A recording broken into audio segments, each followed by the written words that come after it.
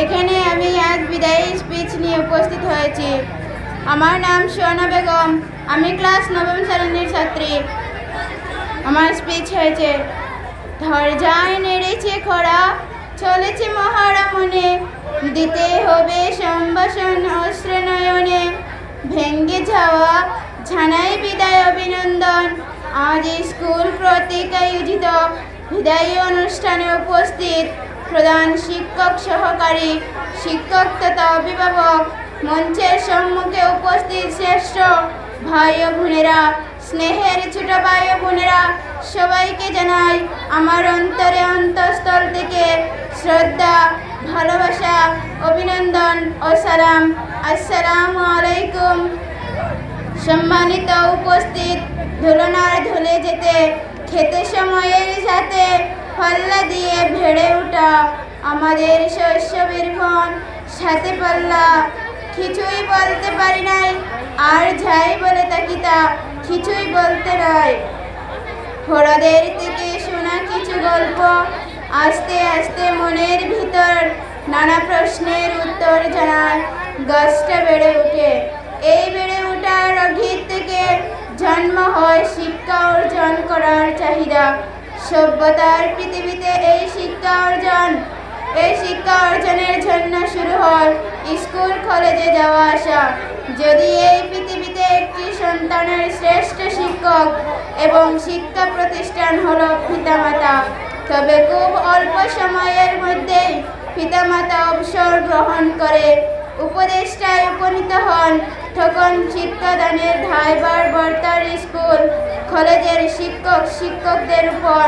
সম্মানিত শিক্ষক মণ্ডলী পরিবার থেকে অক্ষর জ্ঞান অর্জন করে এসে পরিচিত এই আপনাদের সাথে, আপনাদের উদার মনের খোটায় কি যতনেই না ঠাঁই দিয়েছেন, আমাদের মনেই হয় না আমরা পরিবার দিয়েছেন, আমাদের মনেই হয় না আমার পরিবার থেকে পৃথক হয়েছি।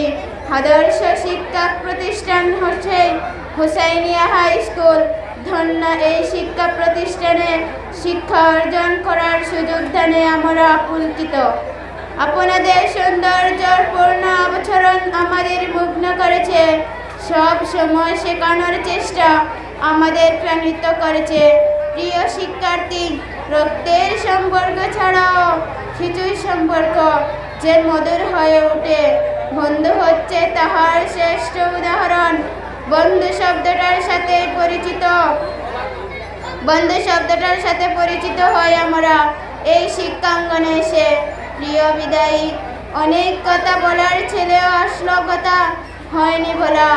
আজ থেকে যে হবে না আর আপনাদের সাথে পথ চলা, আপনাদের সাথে কাটিয়েছি কিশোর বয়স থেকে শুরু করে দীর্ঘ বয়স আপনাদের সাথে কাটিয়েছি। খেটে গেছে অনেক দিন, বুঝিনি কখন ছেড়ে যাবেন। আমাদের আজ সময়ের সাথে সাথে বদলে গেছে জীবনের গতিপথ। নতুন পথের সাথে নতুন পর্যায়ের যাত্রী আপনার স্মৃতির পাতায় চোখে পড়েছে ভার ভার। ধুলাবালির নিচে কত না ঘটানো আজ চোখের